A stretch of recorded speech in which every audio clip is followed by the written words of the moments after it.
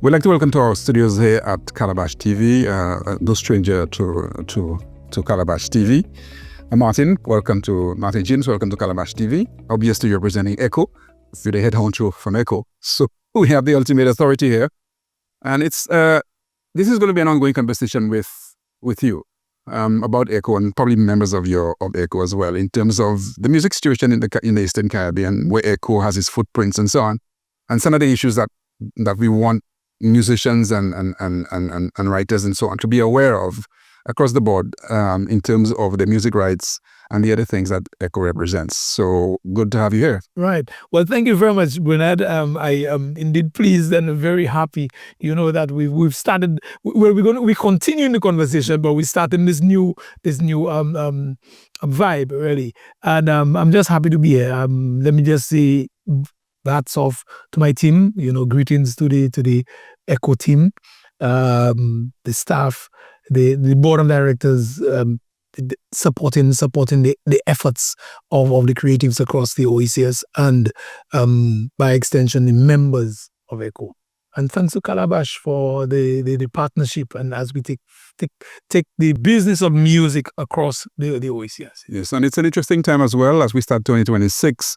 We know Seychelles is having its 47th anniversary of independence. Grenada has been celebrating as well, and the other islands down the road will be celebrating it. Most of the islands are in the 40th anniversary for this year and so on. So it's quite something to celebrate. Yeah. And when you celebrate, you use music to celebrate. And we're just coming to in St. Lucia out of the election period when there was a lot of music that drove the election campaign as well. So that must have been, and Barbados just had elections. Yes. So there's quite a bit. And in all those events that we talk about, music is a key and central part. There's no way you can have a campaign without music. Yeah. Well, they could probably try, but would it be effective? I don't think so. If they're serious about winning, I don't think they'll try a campaign without music. So they must need music in the campaign. So it just goes to point out the value of music to life across the board. And in fact, you walk down the street and you must have some strain of music at some point. Indeed. So there's no way you can have a planet without music. That's almost impossible at this point. But bring us up to speed quickly in terms of ECCO itself. Right. 2026 obviously is a groundbreaking year for the planet. Yeah. There's so much going on, but for ECCO itself, what is basically the broad picture for 2026? Okay, well, thank you for that. We are part of the whole global space. We are taking in what we are doing and the strategic direction we want to take the organization. But we have some major external variables that lend itself to our own narrative, and we are aware of it. We are part of the global system in terms of CSAC and WIPO and all those organizations that they are umbrella bodies, but they actually create the parameters within which you operate. So even from the domestic side of things, when you set up and you do what you have to do in terms of operational and remaining relevant, it must be connected to the international framework.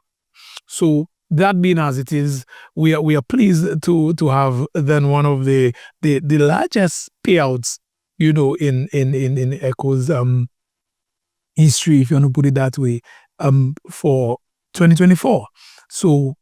And what lent itself to that was really a push to having proper data from the members, cause the members to register the music rights and collections. So there was an improvement in collections,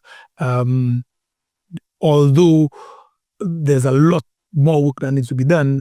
That actually created the trust, brought back the trust, that the members have in their organization, so that was a good one ending, 2025. Although we were behind with our distributions, we are now current with the distributions. So 2026, actually, we want to continue that narrative in terms of collections.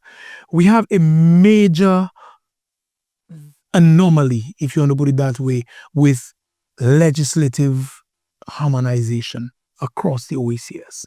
So ECCO is non-profit operating within the OECS territories, but copyright is domestic and as well as, or IP rights, it's domestic and territorial. So you find whilst we operate under one space, OECS space, CARICOM and all that. The individual territories still hold dear to themselves their own principles and their own way of doing things, when we should be in a space where we could now work in tandem with each other and work in sync. So we have the copyright acts of the respective territories. A lot of them are crafted out of the PRS and out of the motherland, if you want to put it that way, in some of the wording, but tailored to the respective territories. So it's not a harmonized one. It's not harmonized. And that provides a major challenge for the one copyright organization to operate within those spaces. So we are trying to speak to the individual governments, but trying to do it through the OECS Commission. We are down to have some meetings with the OECS Commission, and we are really hoping that they will come on board with us and help us achieve that position. For that matter, our bylaws make provision, because we are OECS in nature, it makes provision for an OECS director, representing the OECS. So that is one of the challenges as we move forward. And what we have done is to write to the respective IPOs and our respective governments in that regard, seeking to consult, seeking all stakeholders. Let us have some stakeholder consultation and understanding the need to amend the legislative framework, as well as make new inclusions, because we have AI. You have and those copyright acts are archaic, in its nature. So we need to remain relevant and remain current with everything that's happening. So that is one of the moves for us as we move forward in terms of legislative harmonization across our territories, as well as licensing. Our licensing structure, we are improving on it, and we have a very disheartening position where not all of our broadcasters are on board, and the laws makes provision. So we want to change that narrative, because it is actually a downside for the creatives, because they are creating. It's very costly to create. It's very costly to now. You cannot even just create a song. You need the visual with it. So, and all that is very costly, and the returns are just minimal. So we need to improve on that. So ECCO is on a system of reaching out to the respective governments, for the legislative reform. And how responsive have been so far? We've had some responses. You could say they're responsive. Not enough though, because we actually have to set up the meetings. And persons, for some reason or the other, I think it's how they value what you bring to them. Everything is politically in the Caribbean now. So we are working with that in mind. But there is some they are receptive to meeting with us. So we are doing it incremental. The IPOs, recently there was a WIPO symposium in Grenada, which I attended, and all of the registrars across the OECS were present, Mm-hmm. and every single one of them gave their commitment to working in sync with ECCO and ensuring that IP rights and copyright, as we do, is respected and at least given the attention. They gave their commitment to working with each other to ensure that the legislation is amended and working sync. So we don't want to go with an extensive work plan, but we want to take some major aspects and sink it in and just take it stride by stride, because we have a particular territory that it's almost we have to start from scratch, although we've been in the territory for 16 years. So while some level of I don't want to say blame, but responsibility could be attributed to the organization, to ECCO, a major aspect should be attributed to the government, or the authorities there, not really pushing the agenda of respecting IP. And the creatives just don't understand that. So we are on the roll right now. This is what we're doing to initiate that discussion. And I mentioned music in the campaigns for a particular reason, because your members need to understand the power that they have, because they can speak directly to the government ministers, to the MPs and so on. If you hire me to perform on your campaign, I have certain issues that I want you to deal with. And I think your members need to understand they too, not just waiting for ECCO and the OECS Commission to push things, but they can start mobilizing and pushing and lobbying advocacy for their own interests. That's right, you're correct. Because they have the power. You engage me to perform on your platform, so add us in terms of the issues to your platform as well and your manifesto promises. And I think some manifestos did look at the legal aspects of so on, which they understand has to be tackled. But I think there needs to be some urgency, because your members are losing out. Right. And I'm happy you said manifesto, because I've read every manifesto of the government. Hey, I don't joke, you had the other state, what are you? What are they promising? Yeah. And I want to single out St. Vincent in particular. Well, the party who won the government and who's now in government made a clear pronouncement that the creatives are going to change the status quo. Because St. Vincent and the Grenadines, we need to improve. We definitely need to improve on the whole landscape. And it was quite clear. So I want the members and the creatives to hold them to that, because ECCO is non-profit. We're an external organization, operating legitimately within the space, but the creatives are right there. And they got that commitment from the government, and hold your government to task. Yeah, so the issue have to approach their governments and tell them they have to represent our interests, because the government has to represent the rights of creators, not just organizing festivals and so on, but you have to represent the rights of workers. And to what end you're organizing festivals? Yes, we are tourism based. Yes, you have tourism based, but you need to create your own creatives from it, and the people come to experience you. So the creatives play a major role in that. And we have quite a few huge festivals in the region, as the St. Lucia Jazz Festival, the Dominica World Music, St. Kitts has a huge festival as well. So they understand the value of music in terms of marketing, right? But they need to understand the value of music in terms of development, because you need to develop product development before you can market and so on. So again, and we want to address as much as possible the musicians, the writers, the members of ECCO, yes, and to understand, to explain to them that you too have a role to play. It's not just a matter of like you go and you vote for something and then you relax. You have to keep lobbying and keep pushing your agenda, because politicians need to be reminded constantly, not just every 5 years, but every year. Constantly. Keep them on their toes. And keep them on their toes for them to deliver and so on. And of course, we have the carnivals coming up. Right. Currently, Dominica, I think. Yes, Dominica in our territory, really. Dominica is happening.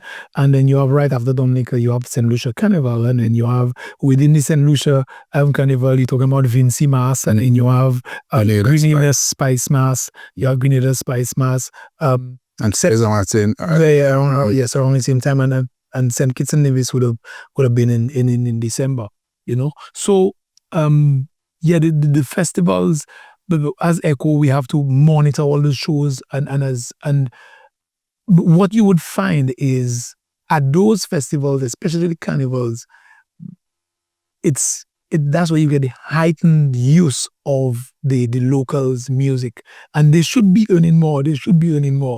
Because a lot more of the music, and that's why you portray them a little more. So we want to impress that upon the organizers as well, and they themselves to really step up and create good content, because they are creating good content.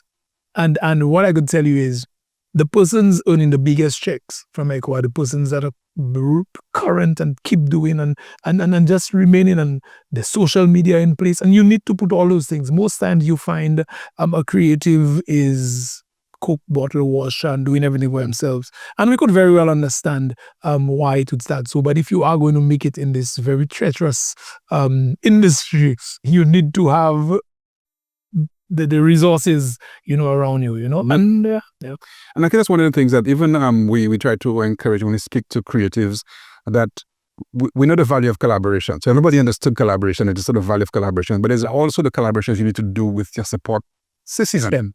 Yes, because and I know people say sometimes you have to be, to do everything in your campaign, but what that we need to understand in the real world, that you have specialization. That you can be a songwriter and a producer and so on, but then in the real world, a top-notch studio will have their own accountant.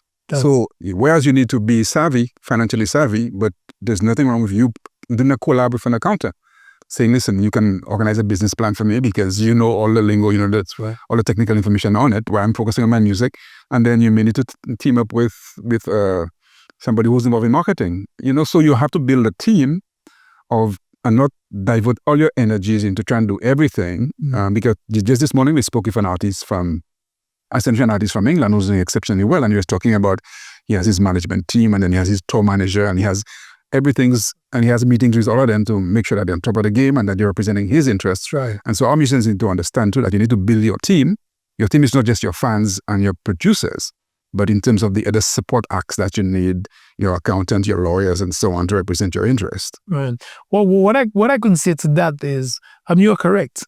But because of our scarce resources and very limited resources we have within our space, within the region, you find that the respective governments, and in most instances, they do have a cultural department, or they have departments of government, as we talk about the orange economy, that they have departments which are understaffed. In some instances, but the value is there's a department assigned to that. So that is where, and there's a lot of grant funding that could be, sought after for that kind of thing. So the government now need to, help at least push you, but you are correct. You as an individual need to understand what you're getting into, and you can't be 1 foot in, 1 foot out. You have to get into it. Either you do it, but I guess there are so many other variables. Because if you're not the best person at doing your social media, as you mentioned, some artists have, and they're very good at social media. Yeah. But you can hire a young person to do your social media. So, hey, they have everybody. Or come to some arrangement. The guy, I said hire, and that means money involved. But then you can have a collab because, if your social media person helps you make some money, and at least it's better for everybody. I think we need to stress the integration of talents across the board, and it has to start in the schools. Let the schools get used to doing if there's a young musician in a school who wants to take it seriously, he needs to start thinking of, okay, who in my class is good at business?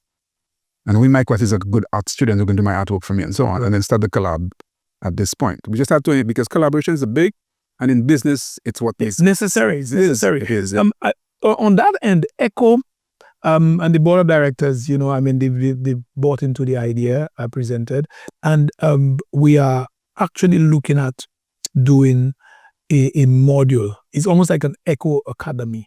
We're trying to create a module. You don't want it to be it has to be extensive, but you don't want it to be long, because creatives naturally don't have a short span, attention span.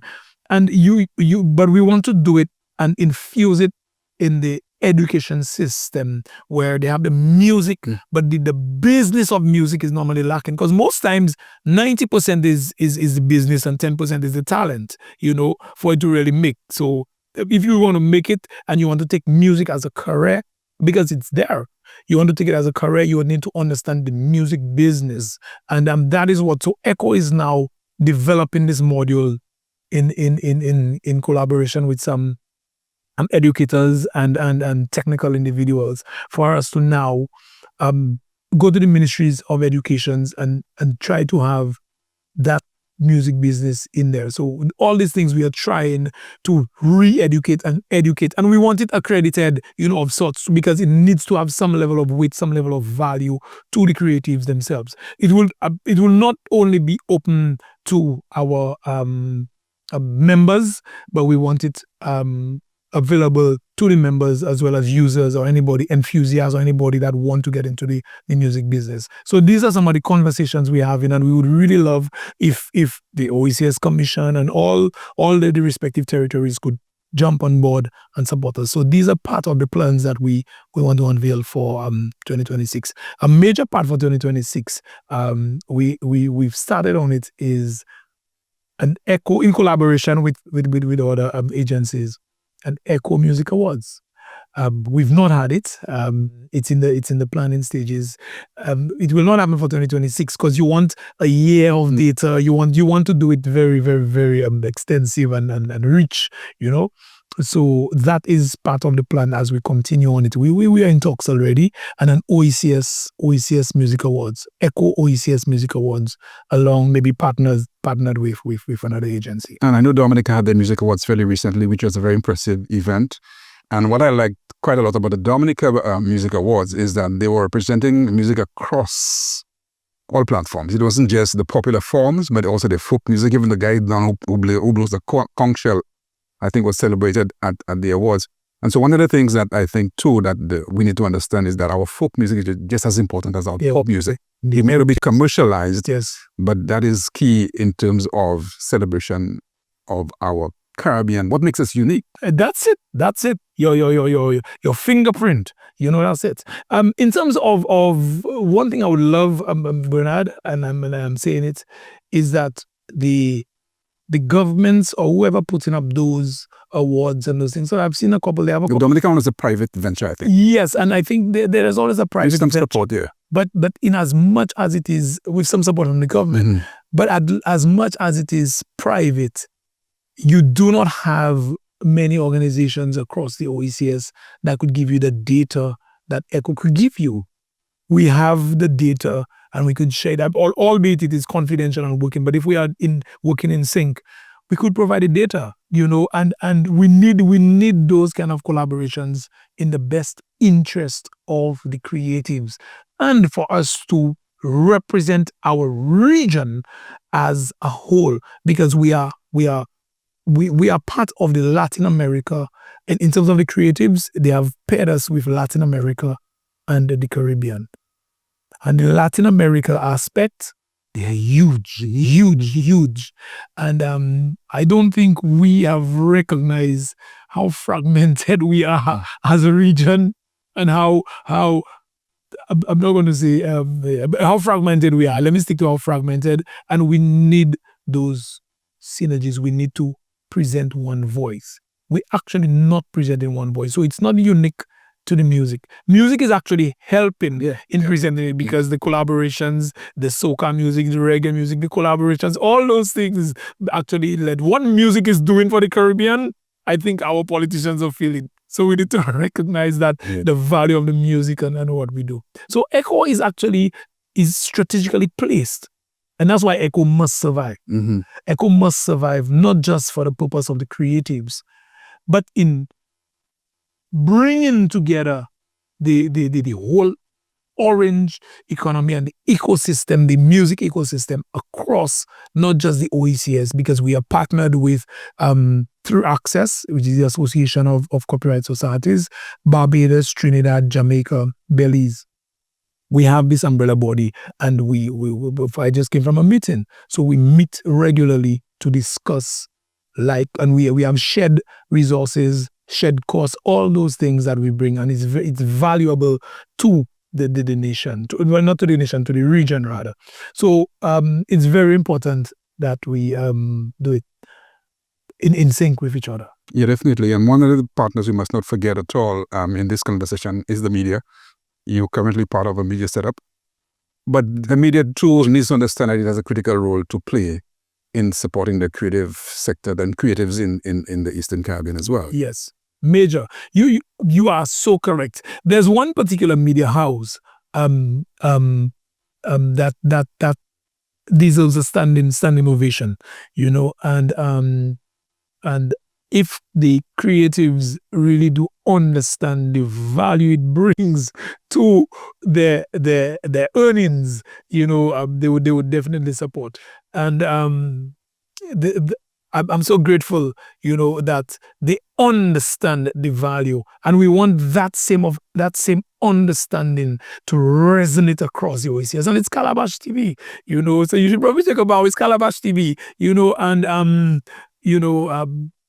I think that kind of thing is what we will be doing. We have to celebrate the persons who are consistently respecting the art form and doing what we have to do. As per the law, of course, but more so with the passion that they do it, you know. And I want to commend you on your team, you know, and your management team in particular, you know, for staying true to the art form. And we want to do the same for all of our the broadcasters as well across the region, because that itself is a sore point for the creatives, and we want the governments to understand that broadcast is also part of it, and even in the renewal of licenses and everything, at least, you know, get them to move in the direction of taking their licenses. And it's a global commitment that the governments have by signing on to the Berne Convention and those treaties, that we are going to honor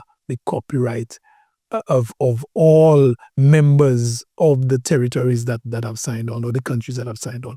So broadcast, you know, and it is so important. That's why our music play. Right now we have moved on to the streaming platforms and all that. But the broadcast media is equally important. And we need to continue that conversation on that. Yeah, definitely. And as you mentioned, the streaming platforms as well, that's another conversation that we need to have, because that is, there are a lot of possibilities there, but there are a lot of dangers there as well. Because they don't see us as a huge market, and they don't see us as equals, and they don't view us as a huge market. But we are in negotiations with some of the major users, some of the major platforms, and there have been some movement in terms of, okay, I'm listening to you, we want to move in your direction. There's been some positive movement that we want to report on, and maybe in the next conversation we shall be reporting on. But the region too, in terms of even we spoke about independence a while ago, the region needs to understand too that it has to build its independence in terms of infrastructure. Right. The same way Sweden can launch, is it Naps or whatever? Right. You know, they can launch platforms, Spotify and all those kind of things, that we in the region is to start thinking that we have power as a nation in terms of our music, and that we can launch our own platforms as well to capitalize on it. We kind of running out of time, Martin, but there's one thing I wanted to touch on very quickly in terms of, before you get to some of the key points that you want to bring up, in terms of the Super Bowl. That was a huge successful event, but to me it was a big celebration of Caribbean music. Yeah, right. I mean, I'm sure you saw the show yourself. Yes. And I'm always wowed. I'm always in awe. I'm always, because we know the level of investment that goes into that. And it's actually a benchmark for us within the region. I don't think any one nation within the Caribbean may be able to put up a show like that. But if we do our collaborative efforts, and you are correct. It's actually a celebration. You see, the celebration of our Caribbean music, you know, the reggaeton, as you mentioned, and all that. And there's a lot to learn from it. But the biggest part of it is the fact that the world, it's the world stage, how far our music has reached, and the amount of viewership and the outreach that it has. And I'm really hoping that what it represents actually resonate with our creatives and the authorities, to see how best we could try to tap into this, you know. And the lessons therefore that we can study forever in terms of for Caribbean people, in the collaborations that Bad Bunny had with so many artists on there. Yes. And also what I liked very much is the reflection of life in Puerto Rico. That's right. And our artists need to understand that they have a responsibility to reflect life in their community. And they respect it. And so it pains me sometimes when I see a Caribbean artist with a New York hat, you know, and that kind of branding. So you need to understand, you know, where you're coming from. Yeah. And then you represent. That's it. So to me, these are lessons that we cannot learn from that, because Bad Bunny stuck to his Spanish. That was his roots. Hey. He stuck to his roots. And everybody respected it and accepted it as it came, you know? Right. Yeah. So if we have our bouillon and our dinner segment and other forms on the region, we just celebrate that and be true to it and let that represent, you know? Yes, you are correct. And one of the things that we're saying, we actually chaired a session at WOMEX, the last WOMEX they had in 2025, and the session was geared at the Caribbean subgenres what it represents and what the value it brings to us and what challenges that we are faced with. And we recognize we are underrepresented because you have soca, you have the bouillon, you have the jab jab, you have the Denry segment, you have from Barbados, you have, well, it's not Spooch anymore, but with Little Rick and those guys. And you have so many subgenres coming out of the Caribbean. And we need to package it, as authentic as it gets, but to make it marketable for the mainstream. Because if you just keep it to you, that you may not be able to earn as much. Yes, it will be dear to your heart, but you need to be able to package it. But in packaging it, you need to bring all the other, aspects that could help you package it and not lose the foundation and the authenticity. So these are some of the discussions that we are having, and we want to continue that discourse with our respective authorities, because you have UNESCO intangible heritage. We have so many, and now they're looking at geographic location and ensure that it is protected for the people and what have you. But in the same breath, you need to take it and market it. So we are playing our part with the stakeholders. We are trying to reinitiate discussion, reinitiate talk and all that, and in so doing, making sure that our members themselves and the potential creatives understand the value of creatives. Yeah, the music calls for a whole of nation approach. In our case, the whole of OECS approach. And it's not just people involved in music, but all aspects. And as you mentioned, the culture, I mean that, yes, we have to package it and so on, but we have to develop it and then package it and then commercialize it if we need to get it out there, because we need to let the world know who we are. Right. There's something I would tell you just before we end. Listening to and everybody must be educated. Even the guy who's very popular as a DJ, he needs to be educated as well. He needs to understand the business, not just to populate, just push himself, but more could come to you. And whilst ECCO will not push any genre over the other, because we operate on behalf of our members, but we operate for the rest of the world through reciprocal agreements. So we have to ensure that the rights are protected. But the respective governments need to understand on their own that there are things that could, policies that they could put in place to help, generate more income for their own people. The Nigerian government put a quota system, and this is 70% of all music played on broadcast in Nigeria must be Nigerian creatives. And Nigerian creatives could be a collaboration with somebody else. 70%, Wow. And that is what it brought. And they put systems in place to support it. It contributed 3.5% to the GDP. And recently there is something called a private copy levy that is implemented. It brought in 1 billion or something dollars to the economy, and all that goes back to the creatives. So they have so many things that we don't have to reinvent the wheel. We just need to be given the opportunity to discuss, and let's see how we could work to advance the business of the creatives, to protect first and to monetize their creation. Definitely. All right. So it's a good note to, just before we leave, I know we had mentioned the awards that I saw in the manifesto from the Senator Labour Party, which are in government, that they're taking up a music awards program as well. Yes. So that's another awards program that we can probably look out for. So this is, like we said, the first out of many conversations. And as we just touched very lightly on a few areas, which we'll be going to some more depth, but we want to let creators know that you have the power. Martin just spoke about policy direction. You are a policy maker. You can influence policy as well. So the policy has to come from you, and those who write in policy can then write it and implement it and so on. But it has to come from you and represent what you want as a creative. So don't